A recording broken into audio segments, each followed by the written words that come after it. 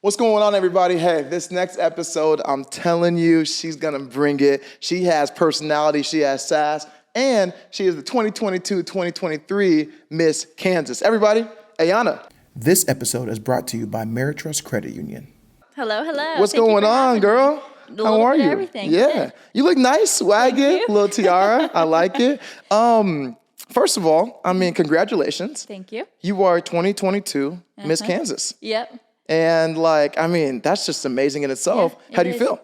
You know, some days it's still as if I'm on cloud nine. I don't think I'll ever come back down. And some days I'm like, holy crap. Yeah. This is a lot of work. Yeah. Did you cry on stage? I feel like everybody just balls. I cry all the time anyways. Okay. It was a no-brainer for me. Do they tell you hey, if you win, try and cry on stage? Is that a stage thing, or is that a legit I think it happens whether you realize it or not. Everyone just cries. It's your immediate response. Some people get down on the ground. I remember I was runner-up last year. So Taylor, the Miss Kansas 2021. Yeah. I was holding hands with her and she dropped. You were runner-up last year. That was my first ever pageant. And so I'm holding hands with her. I'm having an internal freak out moment. And when her name was called, I was relieved. I was crying. So I was like, oh, whew. And she had dropped. That was her first response. Me was immediately put my hands over my face. Over your face, just bawling. Yeah. Let's talk about last year. I didn't even know you ran and you lost. How did that feel?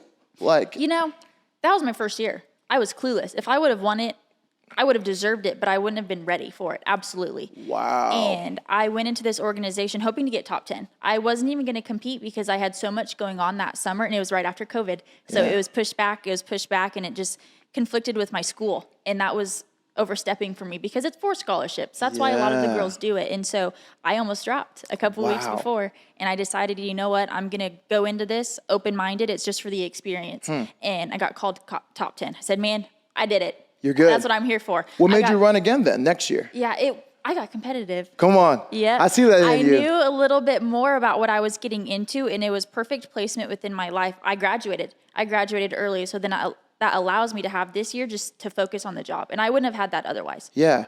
So this is going to be a great conversation. I just have so many things in my mind right now, but you are only 22? 21. You're 21. Just 21. Okay. I'm talking about right now. How old are you now? Yeah, 21. You're 21 right now.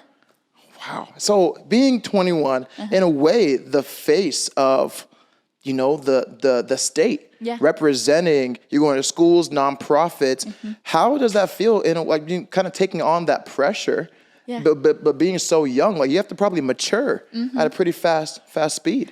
And I'm not going to say I'm ahead of my peers in that aspect, but I did have to grow up fast just with my circumstances. So moving forward, yes, I'm 21 physically, but emotionally, I'm probably pushing 23, 24. And so it wasn't hard for me to adapt into the job. Now, in terms of getting booked, it's not a pressure scenario. It's more of why are people booking Ayana to talk? It's so above me. Yes, I'm Miss Kansas, but at the end of the day, I'm Ayana. And it's so mind-blowing that people want to talk to me, just for me. Yes, the crown and the sash is a nice accent to who I am, but it's my story and it's what I stand for that brought me here. Yeah, so I love that. Yeah. One thing I love about you, right when I met you, it was only about a month ago, I saw a fierce, competitive, sassy, she knows what she wants.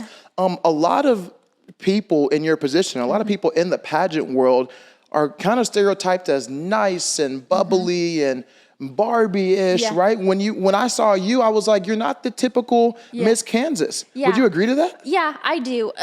Miss America 2.0, we're moving forward kind of away from that toddlers and tiara perspective, but I'm still nice. I'm still bubbly, but I won't kill you. I won't go out and bite you, but I am assertive and I want things to get done. And I Where's think that come that's from? Different.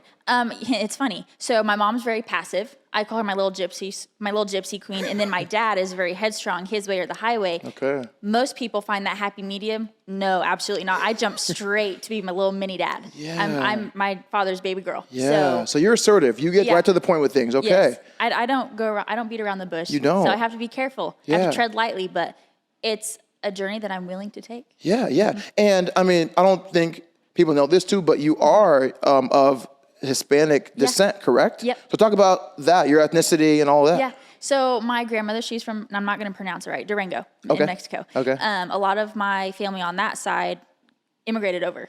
They established a life. My grandmother was handicapped. So that was already a story in itself. Yeah. And so, do you speak Spanish?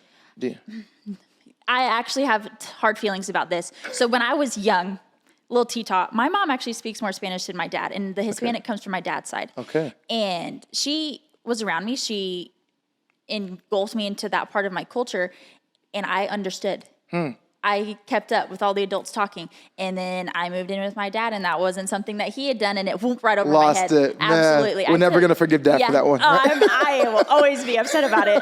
But I took Spanish 1 and 2 in high school, and I remembered a general. I can speak general. I can understand what people are saying. Okay. But Hola, it's so fast. ¿cómo está? Let's keep going with basic. it. Basic. You don't know anything. How would you respond to that? Muy bien. ¿Y tú? Very good. How about you? Very good. Okay, yeah. Okay.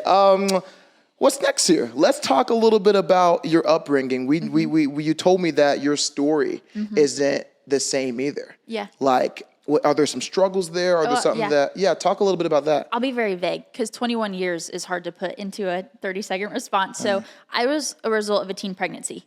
My mother was 18 when she found out that she was pregnant with me. My dad was mid-20s. And so naturally, that was chaotic moving forward. That was a very inconsistent environment for me to grow up in. They had a lot of growing up to do on their end, let alone raise a child. Not just one to survive, but one that could thrive. And that was a hard gap to find. I was around addiction. Some days I didn't have a roof over my head. Some days I didn't have food at the table. I know what it feels like to be hungry. I know what it's like to have to go around and ask people in the neighborhood just so my siblings can eat. And that So you didn't grow up. You didn't grow up for money at all. No, absolutely not. And I say that, but also my parents, it was phases. It came in phases. It came in cycles. That was a part of our lives that I'm willing to share. And then there's also the part where they sacrificed everything they could so I can dance. So I had an outlet. So while yes, times were hard, my parents also tried to do their best because they recognized that it was a growing curve on their end as well. Yeah. Wow. You mentioned dance. Dance that's your passion. That was kind of, and every Miss Kansas, you have to have some type of talent. Yes. Singing, and yours is dancing, right? Talk about your passion and your love for dance. Yeah. So it started in kindergarten. I had been enrolled in a tumbling class because my teacher had pulled my mom aside and said, she has no energy outlet. You need to get her on medicine. I said, absolutely not. She's just too smart for what you're providing her. Come on. And so instead of There's coloring, that sass, girl. Exactly. So then my mom said, you know what, we need to get her an outlet. And so she enrolled me in dance. And then ever since then, it was just nonstop for me. My parents, whether they could afford it, I was always in 1 or 2 classes. On the years where the paychecks were a little bit bigger, I could then go to 3 or 4. Okay. And so I did the tap, I did the ballet, the jazz, the hip hop. I fell in love with ballet. And then that progressed into lyrical contemporary. So that's the storytelling aspect. Okay. I'll do jazz and I'll do hip hop. I will not do tap. I refuse. But that storytelling is then what catapulted me into my talent. Yes, everyone can dance. I say that, take it lightly, but most people can dance. Everybody can dance, trust me. Nobody does. But for talent, stereotypically you sing or you dance. Okay. You have monologues, which is motivational talks. And so when people dance, they often choose jazz because it entertains an audience. That was a challenge I was willing to accept. And so I moved forward with my contemporary and I stuck to my guns. I did a slower song. I told my story in that I won the prelim because it doesn't matter how good you are technically. What matters is how you're able to portray the message. And I know that I can do that. My goodness. Yeah. All right. So you're a public figure. You're always traveling, always making public appearances, showing your face, always have to be on. I can relate to that a little bit. For me, always having to be on, always having to make sure I'm smiling. I could be at a gas station wearing t-shirt and shorts. And I still in the back of my mind know that like I could get approached. I got to be on. For me, it's tough sometimes to just wind down. When I go to sleep, my mind's always rolling. I'm always having ideas. I've learned that it's important to take time for yourself and wind down. Absolutely. For somebody like yourself, how are you adjusting to always being on and knowing when to peel back, knowing when to wind down? Yeah, so I learned this the hard way. My senior year of high school, I was legally homeless. I was living with family and friends, couch to couch. Really? Yes. And through that, I was a full-time college student, full-time high school student, overly involved in all of my activities, sports, sidelines. I was there. And I also worked to support myself. And that was a 5 o'clock in the morning, 2 a day for running to midnight to work and then squeeze in homework if I had the time to do it. And while that was pivotal in my character development, it set me up for success for such as a role as Miss Kansas. So now, and I'm not going to jinx myself by saying it's easier, but truthfully it is. I'm not trying to survive at this point in my life. So ooh, that's good. I've never heard that answer. You're not as busy. Yeah. You're not, struggling. You're not trying to breathe underwater. You know what I'm saying? I've lived a chaotic lifestyle. I've never had a point in my life in which I could slow down. I mean, even my last semester of college, I was taking 18 credit hours and working 2 jobs. So now, being Miss Kansas in a way has allowed you to kind of breathe a little bit. I can finally focus on one thing. And now that's broad. I'm still encompassing a lot within this job, but the role of Miss Kansas that's my job. And I no longer have this outside static that I'm having to try to sift through in order to find that core identity. I love that. So in that free time, is there any meditation things, prayer things, fitness things that kind of help you debrief kind of after a day of, a lot of busyness? Yeah. Prayer is a big one for me. So Friday, for example, I was pretty go. We had a conversation and I had to drive to Pittsburgh, Kansas, and that's about 3 hours away. I had a presentation that went over what I had anticipated. And then I had to come back. And at that point, it's midnight. Yeah. It's almost 1 o'clock in the morning. Yeah. How do you decompress after something like that? And it's just prayer. It's taking that 10-minute quick shower, but also finding the time to sit down with my devotional or even just read a couple verses, because that's, it's calming. It's instilling that sense of peace that surpasses all of your understanding. And so that's been huge for me. It's been a character development. I found that identity, but it's my rock, and I find it absolutely. I feel like a lot of people in the pageant world, they keep politics, religions, controversial topics away from kind of, their brand. You're passionate about talking about your faith. Dive deeper into that. How do you incorporate your faith with also being Miss Kansas? Yeah, and I say it's always a part of me. Wherever I go, it doesn't matter what title I have or what role I am pursuing in this life, I am a Christian at the end of it. And so it's not changing how I love people. That's ultimately my job on this earth. It's to do nothing more than to love others the way that I should expect to be loved in return. And it's an unconditional satisfaction, and I hope to give that to others around me, whether they believe in God or not. None of us is a big word, but not all of us worship the same God. True. And I understand that. Yeah. But who am I to criticize them for that?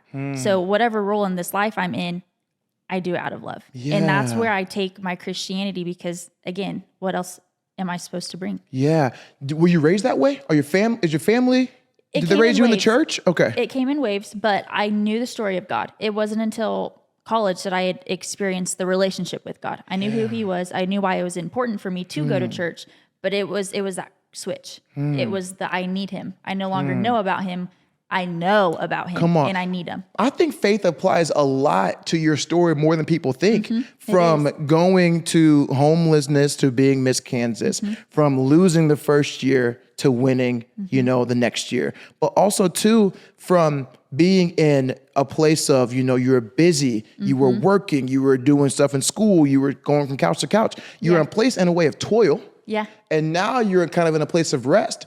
And the word says, God's yoke is easy, right? So people shouldn't having to feel like they're drowning and they're trying to survive. That's not really of God. Wouldn't you agree? So even you being Miss Kansas in a sense of peace, I'm preaching right now, girl. Yeah. Don't get me go. I'm all for it. Yeah. You being Miss Kansas and having a sense of peace in a way kind of shows how God can bring success, but do it peacefully. And he always answers your prayer. And I can remember vividly crying on my bedroom floor at the age of 13, 14 and saying, why?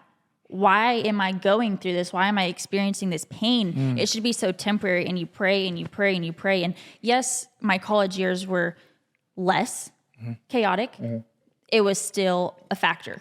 And then you get into this position, and now I'm 21 years old, and it makes sense because those moments on those bedroom floors, those moments screaming for help, have led me to the story in this part of my life today. That is so good. Oh man. Okay. I could preach all night. Yeah. We got to keep going here. So next thing, you have graduated from Fort Hays State, right? What was your major? Biology. And you're taking gap year to be the face of the state, right? Basically. And now the goal though is to continue in the biology realm. Talk about what's next after Miss Kansas. Yeah. So I dictated that biology degree because I'm a hands-on person. I love me hands-on. I'm a visual. That's how I've learned. And I graduated early. And part of that process is I'm applying to PA school. Okay. And applying to PA school, they don't necessarily and so advertise people need to know physician's assistant, correct? Yeah, physician's assistant. And in 30 seconds, what is a physician's assistant? I say it's a doctor role, less liability, a little less work, but you're still getting that experience. Okay. So I can do dermatology, I can do oncology, I can do a little bit of everything that a doctor otherwise wouldn't have the opportunity to do. And have you already gotten into it school yet, or? Not yet. Okay. I'm done applying. Now it's just a waiting game. There we go. But when you apply, they don't necessarily advertise it, but it's part of their application processes. There's a gap year just so they can interview, they can get to know you a little bit more, go through thousands of applicants to figure out your top 20. Yeah. And so moving forward there, it just naturally worked out that my gap year was the year that I had won Miss Kansas. Okay. So do you think Miss Kansas will help you get into PA school? Oh, Is that? Absolutely. Okay. Is that allowed? Like, is that discrimination, or can you? No, okay. it is. So it's like fact bombing. This is what I'm calling it, fact bombing. So your applications, it's all broad. It's on a platform called CASPA, CASPA. And it's your contact information, your transcripts, your just you generalize who you are on paper. And then you get your supplemental applications. And those are your essay questions. How can you work in a diverse and inclusive environment? What's your experience? Yada, yada, yada. They get to know you. Yeah. You have to type up some essays.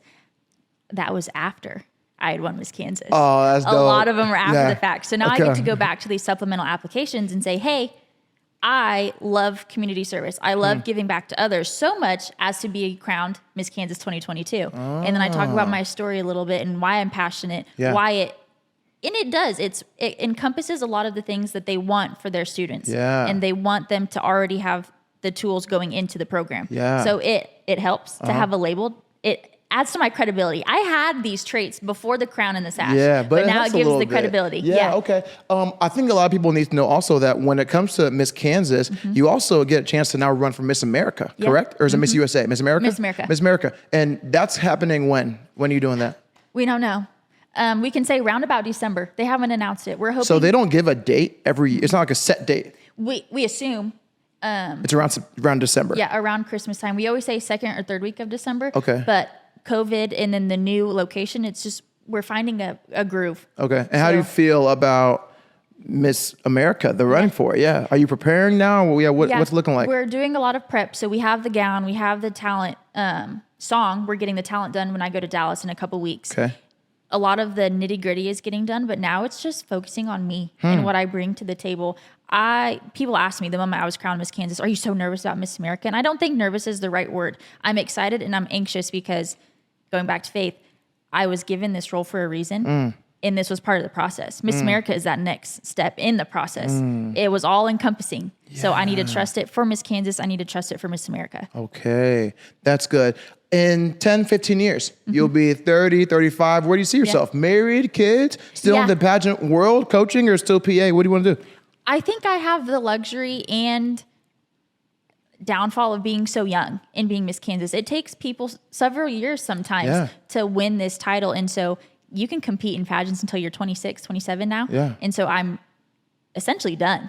And so I will return in whatever capacity that may be, whether that's helping Hannah Wagner with production, whether that's helping out with interviews once everyone that I've competed against. So you still want to stay in the pageant world, absolutely. helping. Okay, cool. Whatever they need of me, I'll be available. Yeah. But it'll be weird being on the other side. I'm so new to this. This is already moving to a different chapter that I never saw for myself. Yeah. Do you see yourself eventually one day being a mom? Do you want your own? Absolutely. Okay. I want all the babies. Yeah, come on. I always say 2 for my being, and then I want to adopt. Oh, interesting. Yeah. How many do you want to adopt? 2 or 3, probably. Okay. I want to have a house of 5. Yeah. Maybe. Oh, we'll see. We say it now, but after the first one, we'll see where I'm at financially. I want to be able to provide the most for my children. Yeah. Now, we're not giving handouts, but I want to provide the most for them. And if I can sustain 5, 6 children, why can't I? Do you, will you allow, let's say you have a daughter, right? Will you allow your daughter to be in the pageant world? Like, yes. Is it, okay, cool. Yeah. So it's not an ugly world, like you love it. Like, okay. Absolutely. Yes. I've loved the relationships I've built and just the confidence. It's so generic to say, but the confidence. I get nervous talking in front of people, but I'm no longer scared about what I offer because I know that it carries weight. Yeah. And even without the crown, I recognize those just throughout the development that the organization offers. Yeah. You mentioned confidence, and you'll know about me. I love to just go in these things raw because it's like God gives me questions that keep the conversation really exciting. So you mentioned confidence. I think I have a little bit of confidence, that attribute as well. I think what that comes from is knowing where you came from, but also too, it's like a humble confidence. But the thing I wanted to ask you is, I think sometimes the weakness of confident people is they don't sometimes give themselves like a good self-reflection. Yeah. Whether it's a weakness thing or, something that's a soft spot for them. Yeah. For me, I would say that my soft spot, my weakness is probably, I don't know, maybe it's like organization, procrastination. Yeah. I feel like my skill sets will be able to like just offset the procrastination. So if I'm very, very busy and I think that I can get something done later and I miss the deadline, I will overwork to make that up. What's a soft spot or a weakness you think you're working on that maybe has come from how assertive and confident and just like knowledgeable you are about yourself? I think it's that drive for success that I often overanalyze, and I'm very overcritical of myself. I am that go, go, go mindset. And so when I have those off days, when I can be getting things done, I said, why am I not? Why am I seeking rest when I know that I can get those things done? I do have a happy medium, but when I'm in those go, go, go moods, it's like trying to compensate. I have created a complex for success because my upbringing was so chaotic. That is what wired me. That is what got me to this point because I aimed for it and I had driven for it. So I did anything and everything to get to that point. So now it's like, how do I gear myself off of that flight or fight response? And so it's finding that peace, finding those moments of silence. And that was something that it took me a long time to develop. So that is my weak spot. I'm getting better. I recognize it, but it's fixing it. That's a great answer. I think we should end it right there. Ayana, thank you so much. How'd you feel? What'd you think? Good. It was exciting. I love doing Your this. first, you said first podcast ever? Or was it? Okay. Come on. Yeah. You're a I rock like star. Intentional talk. There we go. Intentional talk. Yeah, that was good. Well, face to face, Miss Kansas, hopefully Miss America. Yeah. Right? Come on. Stay tuned. Next episode's going to be great. Let's go.